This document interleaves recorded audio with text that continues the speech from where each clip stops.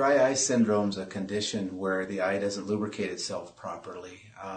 We have mucin and oily layers produced by glands on the lid, and sometimes, depending on medications or what's happening in your life, those glands will stop producing, and we won't have the oils of mucin to lubricate the cornea properly.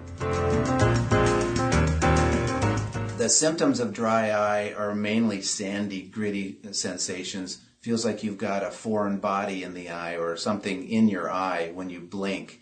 And that's your lid blinking over those little dry spots that are created by the tears not spreading evenly. You may have plenty of tears, so you may have a wet eye, and we'll tell you you've got dry eye and you're shaking your head thinking, well, my eye's wet all the time. But what's happening is that you've got big glands on the top of the eye itself called the lacrimal gland, and they can produce tears all day long, but they just run over the front surface of the cornea and they come down on your lower lids. So we need to have those oils of mucin in there to keep the tears spread evenly across the eye. If we don't get them spread evenly, we end up with some dry spots, and when you blink, it feels gritty and sandy and uncomfortable. So what we do initially is we'll start you on some artificial tears about 3 to 4 times a day, and that will help to lubricate the eye, replace those mucin and oil layers.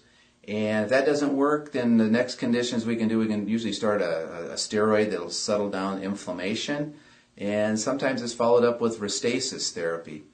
We can also occlude the little drains on the lower aspect of your lids, and that's fairly effective also. So there are some things that we can do here at Southwestern Eye Center to correct dry eye syndrome.